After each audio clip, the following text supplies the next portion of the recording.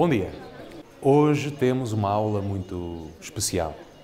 Vamos falar das relações históricas entre duas universidades medievais. Como sabem, Salamanca, que este ano cumpre 800 anos de vida, e outra universidade que aqui talvez conheçamos menos, mas tão importante, Coimbra, a grande e histórica universidade portuguesa, da circulação de conhecimento, da circulação de estudantes entre as duas universidades e, sobretudo, pensando esta condição de autêntica relação familiar entre duas cidades, Salamanca e Coimbra.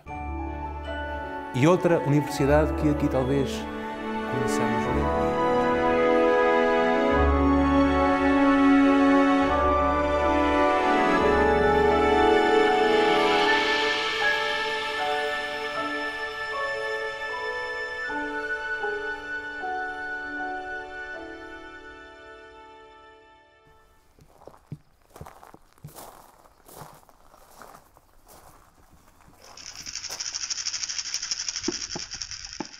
Cultura fúnebre neolítica, cultura ibérica, previa a la idea y a la construcción de frontera.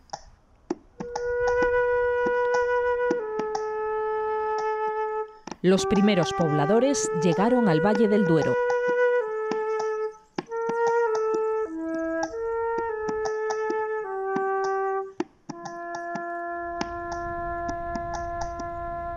Hace 24 años que los arqueólogos empezaron a rasgar este trozo de tierra desde el que se escribe la historia, o más bien la prehistoria, de Salamanca. En el Cerro de San Vicente está el origen de la ciudad, de momento en la Edad del Hierro, en torno al siglo VII a.C.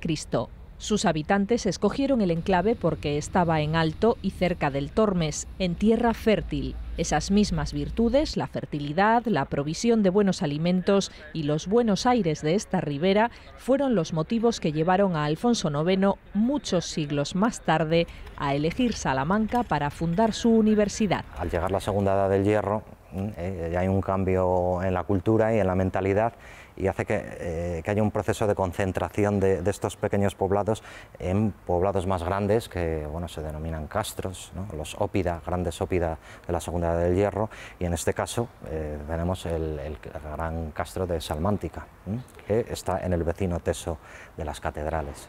Teso, que hoy es la imagen más universal de Salamanca, con la majestuosa silueta de las catedrales y la espadaña de la universidad.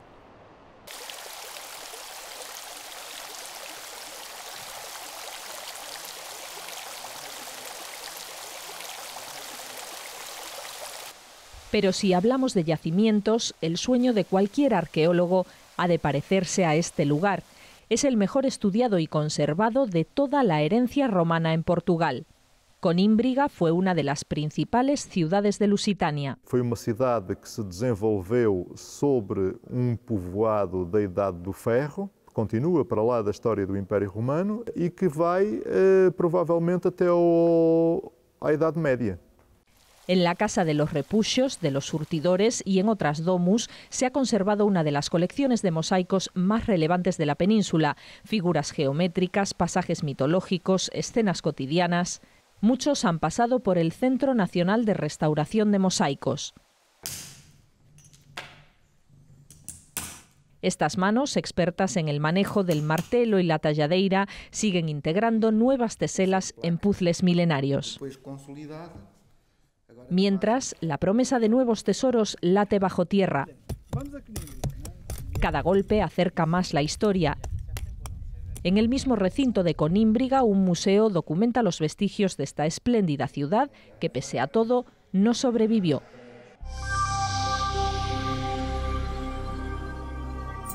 La inestabilidad del siglo V hizo que parte de su población buscara un refugio más seguro. No muy lejos, a menos de 20 kilómetros, se situaba la antigua Aeminium, otro importante núcleo romano fundado en la época de Augusto y que hoy puede evocarse en el Museo Machado de Castro. Allí llegaron los habitantes de Conímbriga con su obispo a la cabeza y algo más, ese nombre que nos resulta familiar. Aqui ficou a ser conhecido como a cidade onde vivia o bispo de Conímbriga. E então Conímbriga, então a Emínio passou a chamar-se mais tarde Conímbriga. Conímbriga propriamente dita passou a chamar-se Condeixa, pronto. E então Conímbriga passou a chamar. A evolução linguística depois fez o resto. Conímbriga, Conímbria, Colímbria, Coimbra, como é hoje. A Eminium, rebautizada como Coimbra, tenía la ventaja de estar muy bien comunicada en la antigua vía entre Braga y Lisboa. Lo mismo distinguía a Salamanca. Salmántica, el viejo oppidum fortificado betón, fue romanizado en el siglo I a.C. como enclave fundamental en el trazado entre Mérida y Astorga. Y para continuar esa ruta se construye un puente sobre el vado del Tormes. Esas ciudades que han prosperado en lo jurídico, han prosperado en lo político, se tienen que dotar de un marco urbano acorde a su nueva importancia y probablemente en ese contexto se realizaría todo un programa edilicio de construcciones dentro del cual estaría incluido el puente romano sobre el río Tormes, que es uno de los símbolos de la ciudad. Por esta calzada, jalonada por decenas de miliarios que todavía hoy se conservan, pasaron ejércitos, mercancías, ideas, un tráfico que fue agrandando la población hasta convertirla primero en mansio y luego en municipio romano a todos los efectos. Con la conquista romana, los romanos van a pavimentar lo que era un camino que tenía un uso secular. Es ahí cuando surge la calzada de la Plata, la vía romana de la Plata, y el control de Salamanca, de uno de los pasos fundamentales, o la situación de Salamanca en uno de los pasos fundamentales de esa vía, es lo que potencia y le da importancia a la ciudad. Será en el mismo lugar en el que en el siglo XI, tras una larga crisis altomedieval, Raimundo de Borgoña inicia la repoblación de Salamanca para el Reino de León, allí donde enseguida comenzó a levantarse su catedral.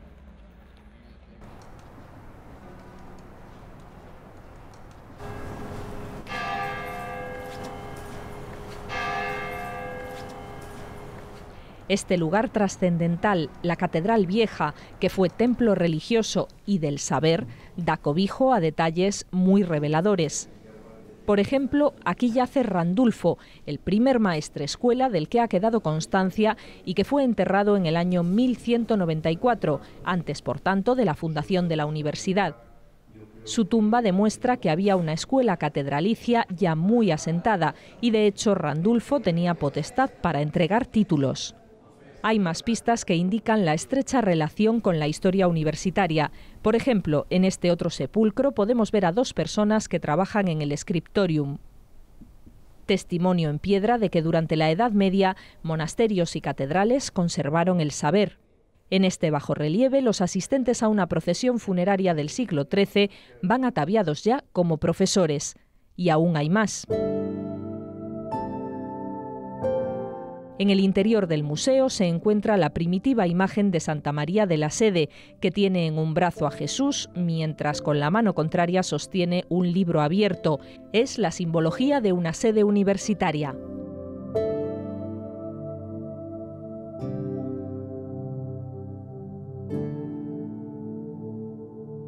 Fructificó ese destino con la fundación de la universidad propiamente dicha en 1218 y fue precisamente el crecimiento de la institución el que disparó la demografía de la ciudad, exigiendo una catedral mayor porque la románica parecía pequeña, escura e baja.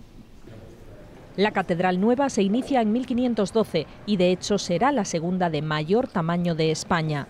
Anexa a la vieja, a la que por poco no se lleva por delante. Hoy sobreviven las dos, como en Coimbra. En el paisaje urbano sobresale la cúpula de la Sé Bella, uno de los ejemplos del románico más célebres de Portugal. Empezó a construirse tan solo 20 años más tarde que la de Salamanca, en el primer tercio del siglo XII. Su claustro también tuvo funciones docentes y hasta hoy sigue formando parte de algunos de los más populares ceremoniales universitarios.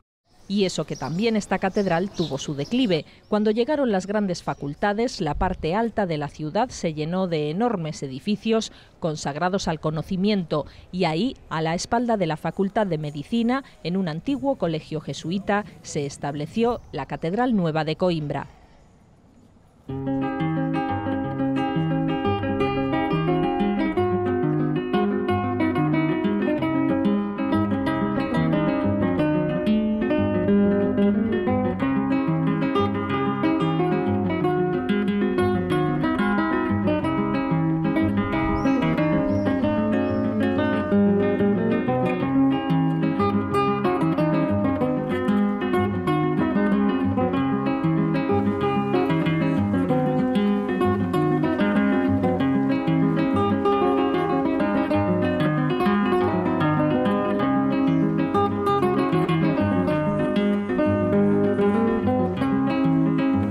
Coimbra y Salamanca son ciudades bellas, históricas, turísticas, pero sobre todos los calificativos que las puedan acompañar destaca uno: Coimbra y Salamanca son ciudades universitarias, y ese adjetivo pasa a ser una definición, lo condiciona todo. La vida ya solo se comprende a partir de esa realidad.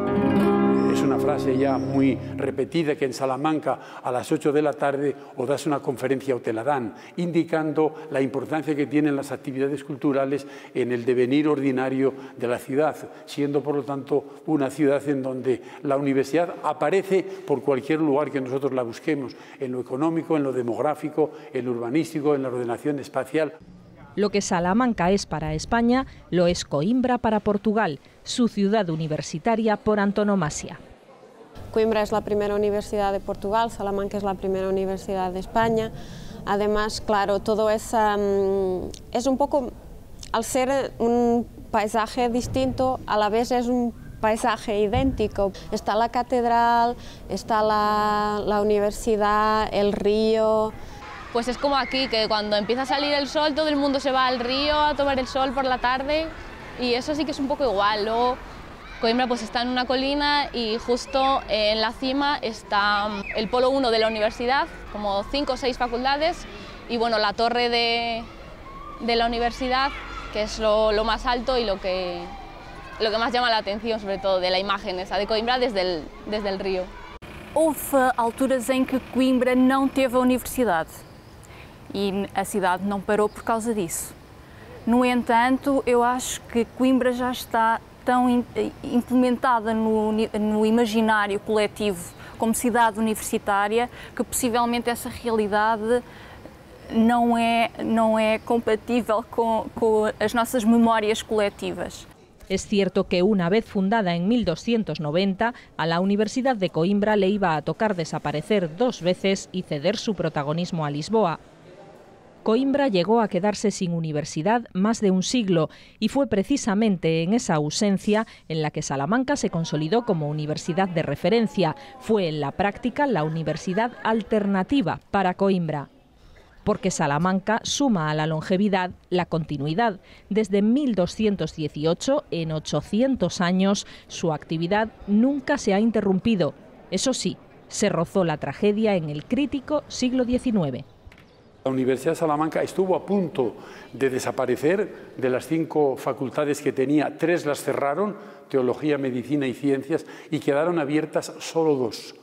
Y hay que recordar algo muy importante que lo olvidamos. Se salvó la universidad gracias a que el Ayuntamiento y la Diputación incorporaron a sus presupuestos el sostenimiento de la universidad. Es decir, durante 40 años, 1867 a 1904, 2 facultades, Medicina y Ciencias, estuvieron sostenidas por el Ayuntamiento. Y las otras 2 estuvieron a punto de cerrar también y desaparecer la universidad. En las respectivas ciudades fueron las épocas de esplendor universitario las que cincelaron el urbanismo. En el siglo de oro, Salamanca alumbró sus más destacados edificios, todos universitarios o parauniversitarios. Alguno piensa, hombre, es decir que es universitaria la Clerecía o Santo Domingo, cuando lo hemos dicho, sí, son 2 de los colegios que quedan, de los 10 o 12 que había, los hicieron las órdenes religiosas para mandar aquí a estudiar, para que pudieran residir en un edificio digno sus estudiantes, como hicieron después en los años 50 y 60 las órdenes religiosas con unos edificios parecidos. Los habitantes de la universidad son forasteros que se quedan a vivir. En estas ciudades hay un peculiar flujo inmobiliario. El más antiguo de los colegios que empiezan a proliferar en Salamanca es este que ha llegado a nuestros días convertido en ruinas y dando su peculiar nombre a este céntrico callejón. Se llama Pan y Carbón. También Coimbra creció marcada por los conventos y colegios religiosos, por las necesidades de las universidades trasladadas a la ordenación urbana. La Guada Sofía se abre para albergar las residencias universitarias. Es parte de la transformación. Los alojamientos de estudiantes y profesores que en Coimbra se llamaron repúblicas y que hoy son parada obligatoria en las visitas guiadas. O momento de implementação definitiva da universidade na cidade, porque até 1537 a Universidade Portuguesa oscilava entre Lisboa e Coimbra, no reinado de Dom João III, precisamente com a abertura da Rua da Sofia e com a cedência do Paço Real para a Universidade, cedência do rei Dom João III. João III preside el patio de la Universidad de Coimbra, que cada año visitan 200.000 personas. Al fondo, el Palacio Real, que cedió. Está como en un patio, se llama o Paso das Escolas, y allí sí que es donde normalmente la gente se reúne, porque es una plaza muy grande, tiene como al final un mirador hacia la parte sur de la ciudad, y la verdad es que es precioso. Está como dentro de la Facultad de Derecho, un poco así, y es precioso estar allí. En lo alto está la torre con su reloj y su leyenda. Al instalarse aquí en el siglo XVI, la universidad insistió en que no era posible un orden adecuado sin un reloj, de modo que su campana, llamada la cabra, marcó las horas de las clases y del estudio, y ningún novato puede estar en la calle después de oírla.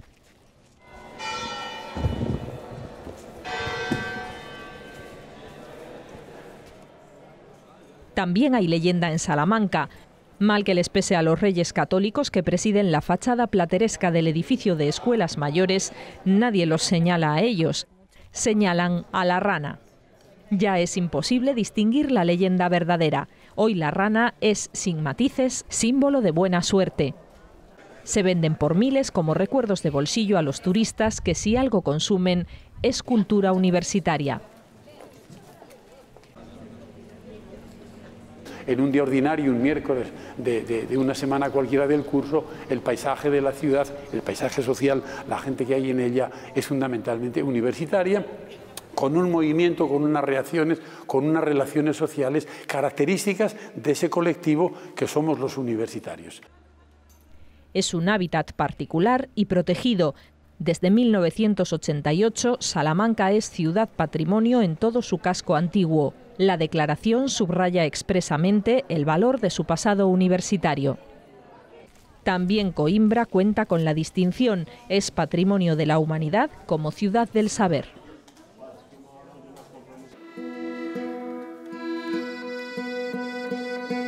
Medias negras hasta la rodilla, donde se ajustan los bombachos o gongorinos, los pantalones que los tunos se ciñen en este ritual ineludible.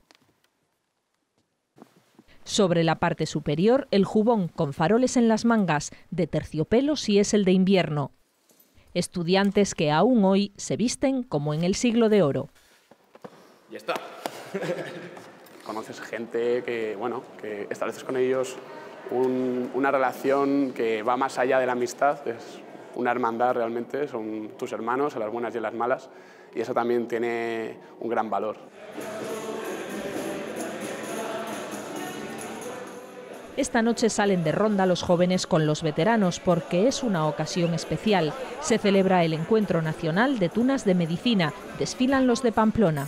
¡Ay, qué calores en Salamanca, qué alegría! ¡A un país! ¡Vámonos! 1 de enero, 2 de febrero, 7 de marzo, 4 de abril, 5 de mayo, 6 de junio, 7 de julio, San Fermín. 500 músicos de 11 facultades españolas se reúnen en Salamanca por el 8º centenario.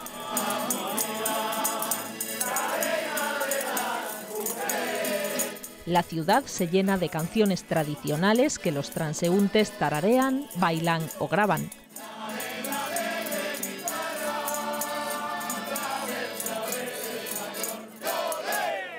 Realmente es algo que a mí me sigue sorprendiendo. Yo cuando entré en este mundo, digamos, no era consciente de hasta qué punto la tuna y hasta que la tuna estaba arraigada en la memoria del pueblo, de la gente, sobre todo las personas que más se ilusionan son las personas mayores, que a mí me emociona cuando estoy tocando y ves a una mujer que está cantando con la lágrima cayéndole y ahí te das cuenta de el trasfondo que tiene realmente de que es algo que viene de muy lejos, que nosotros lo estamos ahora intentando mantener y perpetuar, pero que antes de nosotros ha habido mucha gente haciéndolo y haciéndolo bien, porque está claro que hay un cariño que ha quedado ahí plasmado y que se mantiene.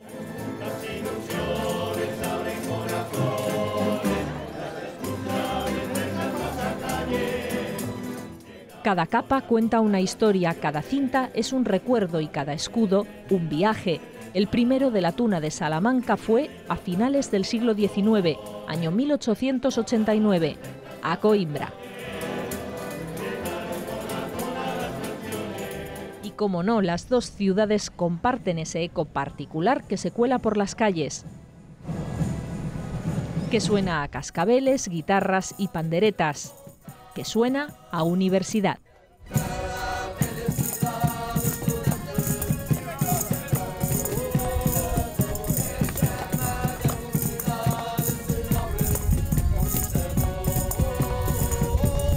La tuna de Coimbra cumple ahora 130 años. Fue la primera de Portugal en 1888. Sus canciones hablan de la vida del estudiante, de sus experiencias, de su amor a la ciudad y a las mujeres. Es una altura en que no había chicas en la universidad, entonces los estudiantes tenían que crear una música de serenata, un poco como las tunas en España, para cantar por la noche en la calle de Coimbra. Eso ha sido el origen de fado. El fado, declarado por la UNESCO Patrimonio Inmaterial de la Humanidad, desarrolla en Coimbra una variante específica, un modo de ser condicionado por la universidad, por la vida en la ciudad universitaria. Hay muchas influencias de la música de Coimbra, de la música portuguesa, de la música brasileña también, de los estudiantes que venían a estudiar aquí. Y todo eso ha creado ese género lírico y romántico de fado, que es el fado de Coimbra, que es distinto del fado de Lisboa. En este centro dedicado a la investigación, la conservación y la promoción del fado de Coimbra suena algo más que música.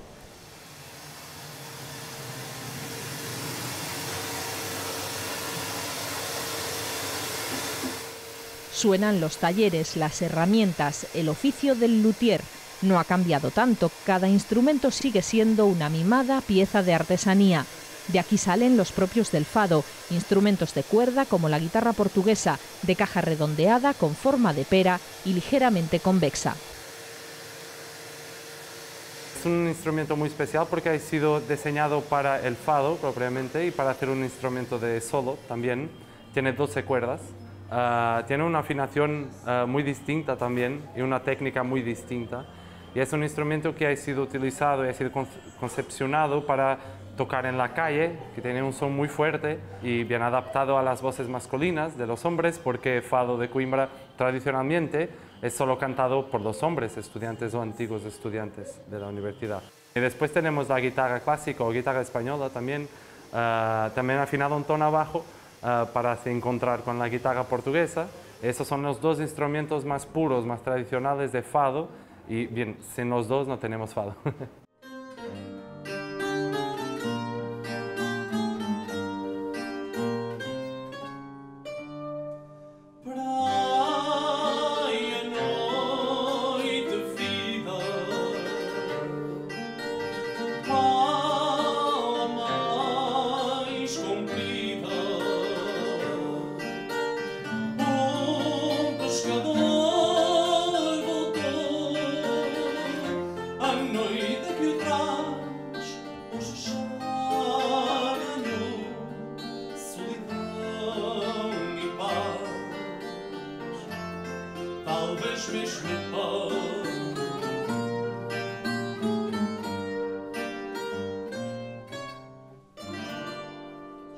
Una de las marcas de nuestra universidad es el traje universitario.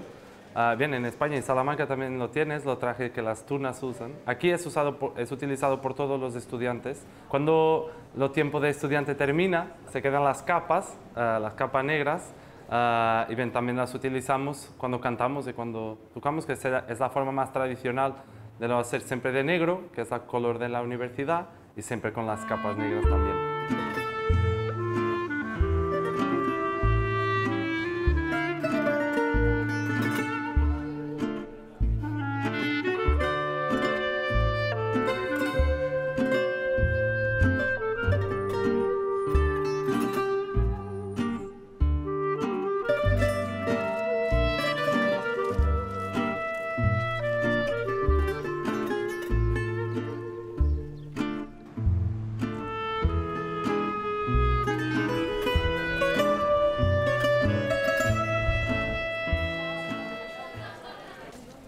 No es de extrañar que muchos de los rincones más emblemáticos de las ciudades estén ligados a la historia de sus universidades, como esta plaza salmantina dedicada a la gigantesca figura de Francisco de Vitoria. Si hubiera que elegir de entre todas una aportación del estudio a la historia de la humanidad, sería sin duda la Escuela de Salamanca.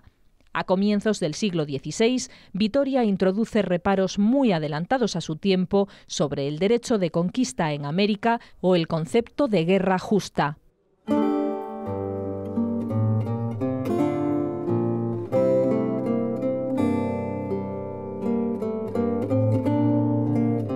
Porque puede ocurrir que estas guerras, matanzas y despojos más bien impidan que fomenten la conversión de los bárbaros. Y por lo tanto, lo primero que en todo esto debe procurarse es que no se pongan obstáculos a la difusión del Evangelio. Pues si se hallaren hoy, hay que abandonar ese modo de evangelizar y buscar otro. Yo no dudo que no haya habido necesidad de acudir a la fuerza y a las armas para permanecer allí los españoles, pero temo que la cosa haya ido más allá de lo que el derecho permitía.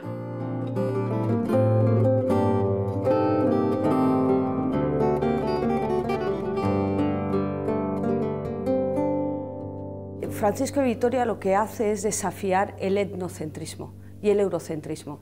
Y eso creo que es una de las grandes aportaciones de Francisco de Vitoria, ¿no? Yo creo que sus aportaciones marcan un antes y un después en todo el conocimiento del continente americano y también de cómo se trata la otredad a los otros en el resto en Europa y en el resto del mundo. Como en esta audaz escalera, los teólogos y juristas dominicos de Salamanca irán construyendo uno sobre otro los conceptos fundamentales del paso a la modernidad. Domingo de Soto, Martín de Azpilicueta, Tomás de Mercado hablarán de precio justo o de libre comercio. Los teólogos y profesores de la Universidad de Salamanca defienden una idea del precio subjetivo que es clave para el buen funcionamiento del mercado internacional, sin el cual no se hubiera podido desarrollar ese comercio, o tendría que haberse planteado en términos opuestos a las leyes predominantes, las leyes de la usura, que exigían una fijación del precio basada exclusivamente en los costes y no en las situaciones diferentes de oferta y demanda que pudieran darse, o de circulación de moneda que pudieran darse entre distintos países. Ideas que irán creciendo hasta la expansión definitiva propiciada por jesuitas que comienzan un intenso trasiego entre Salamanca y Coimbra, como Manuel da Nóbrega o Francisco Suárez. Hay un intercambio muy interesante. De hecho, una buena parte de los titulados universitarios portugueses en aquel momento se forman en Salamanca y se trasladan después lo que hoy llamamos la movilidad internacional de Salamanca a Coimbra, de Coimbra a Salamanca. Entre 1550 y 1580 hubo más de 5.000 portugueses estudiantes en Salamanca, más de 5.000, que es una barbaridad. Quiere decir que en ninguna época conocemos que hubiera tantos. En Salamanca y Coimbra ha comenzado a apuntar el germen de la democracia, voces que hablan de respeto a la ley natural o de los pueblos como los verdaderos sujetos de poder, ideas que van a nutrir intelectualmente las muchas universidades que comienzan a surgir al otro lado del Atlántico. Lo que sí se hace en América es hacer seminarios para nobles de origen indígena y posteriormente en Nueva España se va a crear la primera universidad en Santo Domingo, luego va a ser un rosario de creaciones de universidades a imagen y semejanza de la más antigua que es la nuestra, que es el estudio salmantino. A través de Salamanca se fundaron las universidades de Lima, de México, de Santo Domingo y otras que vinieron inmediatamente después, hicieron de la universidad una realidad distinta. La universidad era una realidad europea, todavía incipiente en aquel momento, ya en el 16 consolidada, y se convierte en un fenómeno mundial que llega hasta nuestros días como el gran ámbito de creación de conocimiento y de transferencia de ese conocimiento al servicio de la sociedad. Se crea así un mare nostrum de la cultura universal. Son las palabras del jurado que concedía a ambas universidades el Premio Príncipe de Asturias a la Cooperación Internacional en 1986. Reconocía su extraordinaria aportación a la formación del espíritu de todos los países que integran la comunidad iberoamericana. Esse prémio conjunto da Universidade a Universidade de Coimbra e a Universidade de Salamanca, do ponto de vista da sua expansão internacional, mostra bem o reconhecimento desse caráter tão único que ambas as universidades tiveram na expansão das respectivas culturas no mundo. El prestigio de la Universidad de Salamanca, como el de Coimbra, trasciende mucho más allá que el de una simple casa de estudios. Es una institución que a lo largo de la historia, ambas, Coimbra y Salamanca, han demostrado que son capaces de lograr acercamiento entre los pueblos, las naciones y sus necesidades y sus aspiraciones de progreso.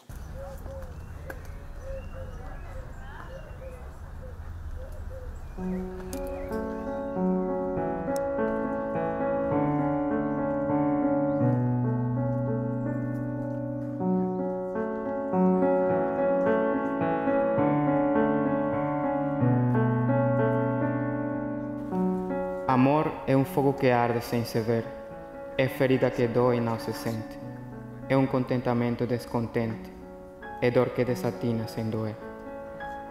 É um não querer mais que bem querer, é um andar solitário entre gente, é nunca contentar-se de contente, é um cuidar que ganha se perder. É querer estar preso por vontade, é servir a quem vence o vencedor, é ter com quem nos mata lealdade. Mas como causa pode seu favor nos corações humanos a amizade, se tão contrário, assim é o mesmo amor.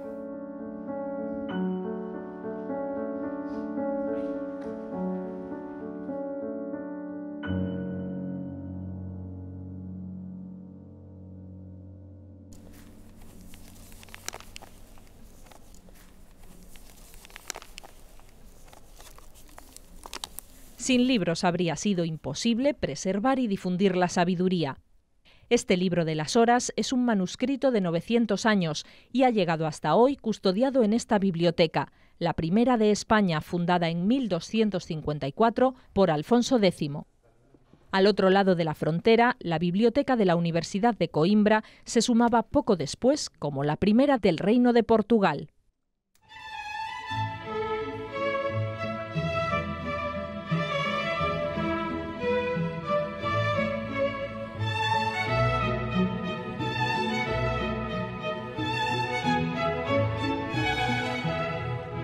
Yo creo que la conexión entre Portugal y la Universidad de Salamanca, y concreto Coimbra y la Universidad de Salamanca, yo creo que siempre fue bastante fluida, porque desde luego tenemos obras en portugués y tenemos obras de muchos estudiantes y profesores portugueses. Una muestra es este incunable impreso en Portugal que acompañó a Cristóbal Colón en su viaje a las Indias.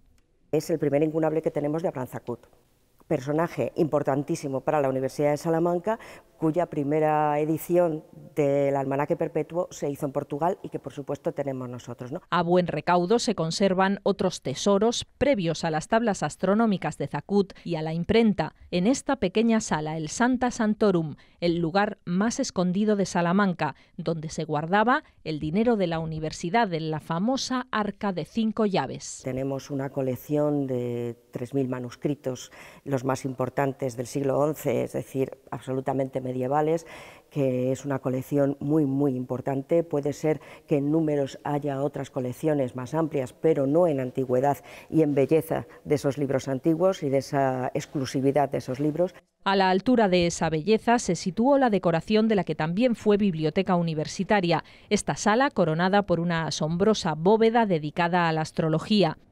Bajo estos frescos de Fernando Gallego estudió el portugués Pedro Nunes. Licenciado en Salamanca, volvió a Coimbra como cosmógrafo real para impulsar la navegación portuguesa.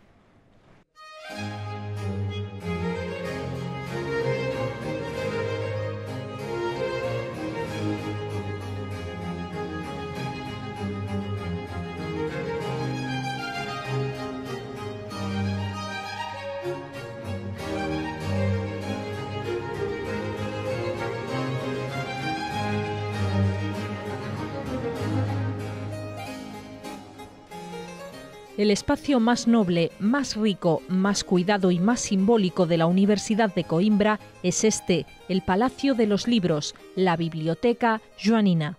Esta biblioteca lembra, até pelo seu nome, a figura do rei Dom João V, um rei magnânimo em Portugal, um grande patrono das artes, das bibliotecas, que construiu observatórios, que pagou edições. El retrato del rey preside la última estancia que culmina un camino lleno de anaqueles bañados en oro. Aquí se integran al unísono arquitectura, decoración, pinturas y mobiliario. Es un conjunto barroco pagado por las rentas de la universidad. Bajo el amparo real, una puerta al saber. Na primeira sala ele é a biblioteca, está identificado como sendo a imagem da biblioteca. Na segunda sala é a universidade, na terceira sala é a enciclopédia. Desde logo este nome enciclopédia é uma palavra que no princípio do século XVIII, quando ainda não tinha sido publicada a Enciclopédie de Roy d'Alembert, era uma palavra eruditíssima. Era uma palavra que só os universitários e os académicos poderiam conhecer, uma palavra estranha vinda do grego. Más allá de estas paredes había un trasiego de esa erudición, un intercambio de ideas, conceptos y conocimientos, libros que iban y venían. A Universidade de Coimbra tinha um caminheiro que ia periodicamente a Salamanca buscar livros. Não sabemos se livros para a biblioteca da universidade, se livros por encomenda dos profesores. Así llegaron aquí libros clave para el área del derecho, como los de Francisco Suárez, que primero en Salamanca y luego en Coimbra fue maestro de la metafísica, el primero que distinguió entre lo contingente y lo necesario y enterró el derecho medieval. Coimbra bebía de la escuela de Salamanca. Através de Francisco Suárez, por exemplo, e outros da mesma época, era extremamente dependente, nomeadamente das teorias de Vitória, que tinham sido desenvolvidas em Salamanca. Todo esse mundo de interpretação de textos veio para Coimbra e, portanto, havia uma relação, de facto, muito próxima com Salamanca e com os livros que vinham de Salamanca. Estas relaciones se perpetúan en el tiempo y tienen su máximo exponente en un profesor en particular. Fue justamente al salir de la biblioteca salmantina donde protagonizó Unamuno uno de esos momentos icónicos que dejaron para siempre unido su nombre con el de la Universidad de Salamanca. Hay miles de huellas de Unamuno en la ciudad. En esta casa-museo se conservan los espacios, los objetos cotidianos y el sinfín de documentos creados por una de las mentes más brillantes de la historia universitaria. Si es una figura de primer orden para España, para la Universidad de Salamanca es imprescindible. Llegó en 1891 para ocuparse de la cátedra de griego y como rector en 1900 inicia una profunda renovación. Fue con la llegada de don Miguel de Unamuno a finales del siglo XIX como profesor a la Universidad de Salamanca que se inicia otro periodo en el que estamos ahora viviendo y que constituye lo que podríamos denominar el segundo siglo de oro de la universidad. En su incesante ir y venir por Europa, castigadas su lucidez e independencia con múltiples represalias y hasta el destierro, Unamuno dejará una intensa producción literaria. En ella volcará también su pasión por Portugal, por un iberismo romántico y literario al que Coimbra no es ajena. Coimbra cabe decir que concentra la historia toda legendaria y poética de Portugal. Coimbra ha sido la iniciadora de sus movimientos espirituales. Hasta la reciente implantación de la República no hubo otra universidad portuguesa. Lisboa y Oporto, puertos ambos, ciudades mercantiles, vivían otra vida. Y Braga, la ciudad archiepiscopal, dormitaba. En Coimbra quemaron sus mocedades y tal vez se iniciaron en el amor los más celebrados ingenios lusitanos. Allí despertaron Camões, Ferreira, Sá de Miranda, Almeida Garrett, Feliciano Castillo.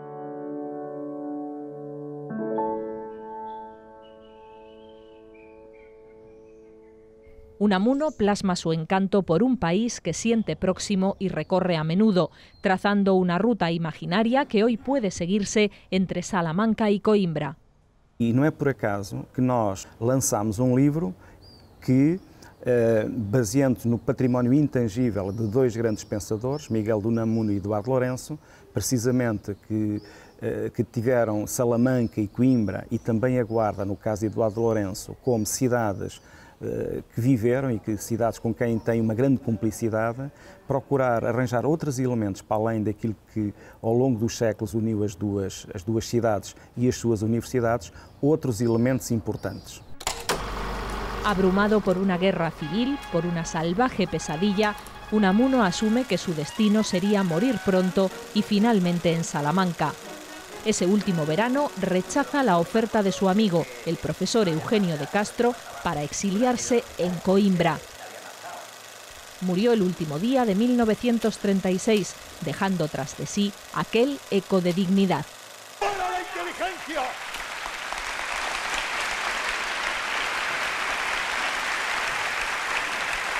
Venceréis, pero no convenceréis. Venceréis porque tenéis sobrada fuerza bruta, pero no convenceréis porque convencer significa persuadir. Y para persuadir necesitáis algo que os falta: razón y derecho.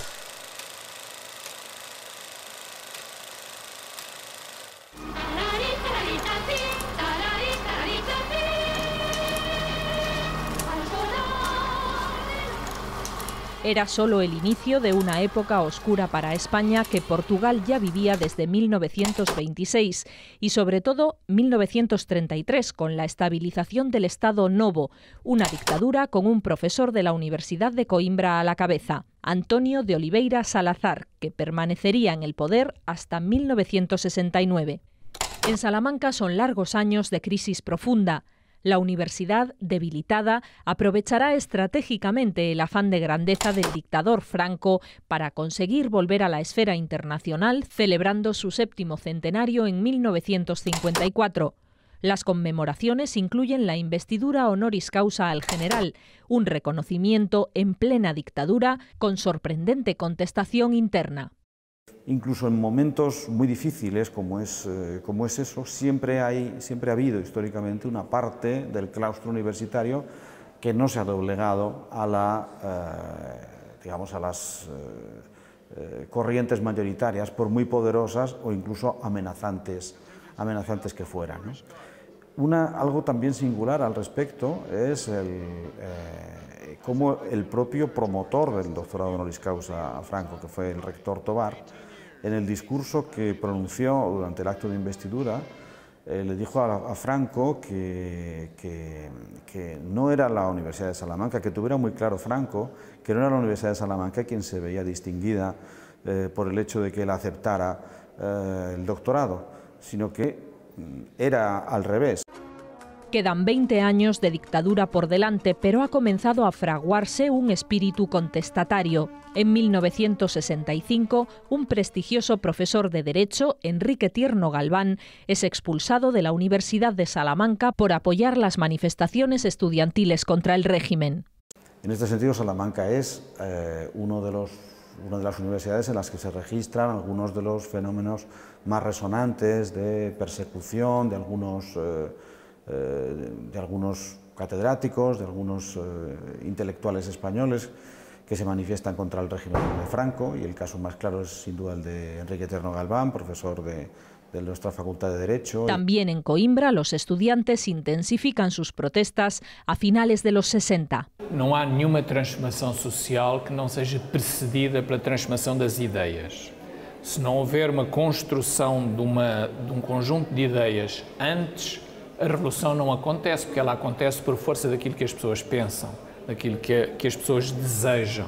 En poco espacio de tiempo, las dictaduras caen. El 25 de abril de 1974 se produce la Revolución de los Claveles, alimentada por las ideas universitarias de Coimbra y Lisboa. Naturalmente, hubo muchos profesores en Coimbra que adhirieron desde el primer momento a la Revolución de los Claveles, pero hubo otros que no, de tal manera que la ciudad portuguesa los retiró de la universidad. Grândola Vila Morena, terra da fraternidade. En 1975 muere Franco y el rey Juan Carlos asume la jefatura del Estado en España. ¡Viva el rey! ¡Viva! ¡Viva España! ¡Viva! Empieza la transición. La Universidad de Salamanca cuenta con un gran grupo de intelectuales dispuestos a aportar sus ideas para alcanzar la democracia. Aunque estaba alejada de los poderes directos de Madrid, sin embargo, el fraguar unas reivindicaciones desde la universidad, de hecho, varios profesores fueron suspendidos en sus actividades por manifestar sus ideas a favor de una democratización del régimen, pues tuvo un papel. Y precisamente en esos años, 75, 76, 77, pues también los profesores de la Universidad de Salamanca tuvieron un papel muy activo.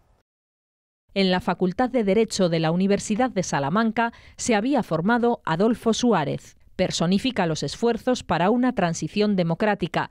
El rey lo nombra presidente del gobierno en 1976 y es capaz de aunar corrientes políticas muy diversas para desmontar el franquismo. Al año siguiente, ese antiguo alumno salmantino sería el primer presidente democrático tras la dictadura. La vinculación de la universidad con lo que serán las primeras Cortes democráticas, es decir, las Cortes elegidas en 1977 y en consecuencia con todo el proceso de transición, con el inicio del proceso de transición, es una conexión particularmente intensa. En esas Cortes democráticas de 1977, el presidente de las Cortes es un antiguo estudiante de la Universidad de Salamanca, Antonio Hernández Gil. El presidente del gobierno es un antiguo estudiante de la Universidad de Salamanca, Adolfo Suárez. Y el ministro de Asuntos Exteriores es un antiguo estudiante también de la Universidad de Salamanca, Marcelino Oreja. Pero no fue un camino sin problemas. También hubo tributo en sangre y la universidad fue testigo. En 1977, Salamanca lloró con rabia a Serafín Holgado, estudiante de Derecho asesinado en el despacho laboralista de Atocha, en el que había comenzado sus prácticas. La universidad acogió su capilla ardiente. Es el ataque de quienes no querían los avances como que Salamanca tuviera en su Facultad de Derecho a la primera mujer decana de una universidad española, Gloria Begué, magistrada y luego vicepresidenta del Tribunal Constitucional. Entre 1986 y 1992 presidió ese tribunal otro antiguo catedrático de Salamanca, Francisco Tomás y Valiente. Regresó a esta universidad en 1995 para ser investido honoris causa. Un año después, ETA lo asesinaba. Hay, por otro lado, una convicción generalizada de la gran labor que Tomás y Valiente realizó en cuanto presidente del Tribunal Constitucional, y unos años después de abandonar la presidencia del Tribunal Constitucional fue vilmente asesinado, además en un espacio universitario, lo cual conmovió profundamente no solo al conjunto de la Universidad Española, sino a todo el sistema universitario español, ¿no? Digamos que en este sentido es un héroe de la democracia, un mártir de nuestra democracia. Consolidadas al fin las democracias de España y Portugal, era el momento de empezar a trabar lazos, de contribuir desde Coimbra y Salamanca a una sociedad mejor. Para empezar, esos lazos se asientan en un camino físico y real que ambos extremos enlazan. La Universidad de Salamanca no solo está vinculada con Portugal a través de la historia y en nuestra hermana Universidad de Coimbra, sino que nos une la geografía. Tenemos un territorio transfronterizo común que necesita un impulso de desarrollo extraordinario. La ruta de unión confluye aquí en la ciudad de Guarda. Los octavos centenarios se revelan fructíferos. El de Guarda se celebró en 1999 y alumbró el proyecto que a medio camino entre Salamanca y Coimbra supone la cristalización de un compañerismo histórico. En el año 2001 nació el Centro de Estudios Ibéricos, con un propósito de unión. Vincular más estrechamente las actividades de una y otra universidad, pero con una mirada iberista. ¿Qué queremos decir con esto? Que los departamentos tuviesen una perspectiva no exclusivamente nacional, unos y otros departamentos, ni siquiera regional, sino transfronteriza. Esta es una de las iniciativas conjuntas fija en el calendario. Investigadores de Salamanca y Coimbra se ven las caras en un curso de verano. La expresión más tangible de siglos de conexión. Este Centro de Estudos Ibéricos, que hoje começa aqui o curso de verão, é um exemplo perfeito dessa ligação, porque estabelece pontos em muitas áreas da geografia, a história, a literatura, também um bocadinho a engenharia e, portanto, passando pela saúde, e, portanto, tem essa latitude que as próprias relações sempre tiveram entre Coimbra e Salamanca. A cooperação, para além, digamos, da geografia que os une, também passa pelo debate de temas que são comuns e que são, digamos, representativos das realidades de um lado e do outro da fronteira, comuns ao território de Coimbra e do interior da região centro y también importantes para Salamanca. La despoblación, el patrimonio, el turismo son ejemplos de preocupaciones compartidas hoy. Temas que en Coimbra, Guarda y Salamanca se han transformado en reflexiones, informes y propuestas. El Centro de Estudios Ibéricos al final es un resultado de esas inquietudes comunes hacia España y Portugal y hacia un iberismo constructivo, que lo necesitamos justamente en estos momentos cuando por los bordes de nuestra propia península y de nuestras propias comunidades autónomas comienza a haber unos movimientos separatistas que si mirasen hacia este lado pues no tendrían sentido ninguno. La mirada amplia y ambiciosa, la mirada global de las universidades de Salamanca y Coimbra queda acreditada por un hito más, uno en particular. Ambas son fundadoras del Grupo Coimbra, el grupo de universidades que lanzó en 1987 el programa Erasmus. Es recomendable 100%, de hecho hasta debería de ser obligatorio, porque a nivel personal es como una maduración en un año que cuando vuelves no eres la misma persona. Las personas que conocemos de todo el mundo, las experiencias, lo que nos cuentan, cómo es la vida en su país, aprenderlo aquí también en España, porque una cosa es leerlo en los libros o que nos cuente incluso un profesor nativo, ¿no? Y otra cosa es vivirlo, ¿no? A matriz original, que é usar a longa experiência das universidades históricas para construir uma Europa de paz e de conhecimento, esse mantém-se o objetivo central do grupo.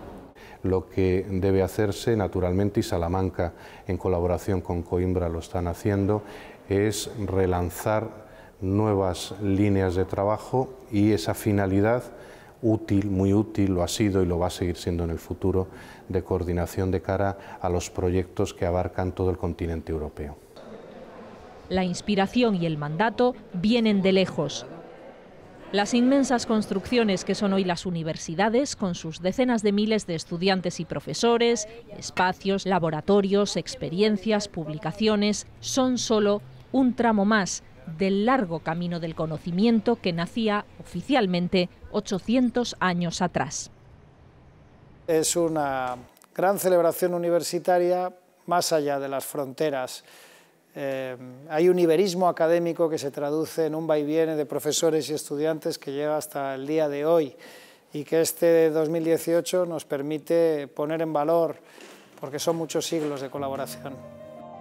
Sin Coimbra, sin su alumno Seca Fons, no habría habido Grándola Vilamorena, ni quizá sonetos de Camões, ni el realismo de Esa de Queirós, ni la mirada lúcida de Miguel Torga o Eduardo Lourenço.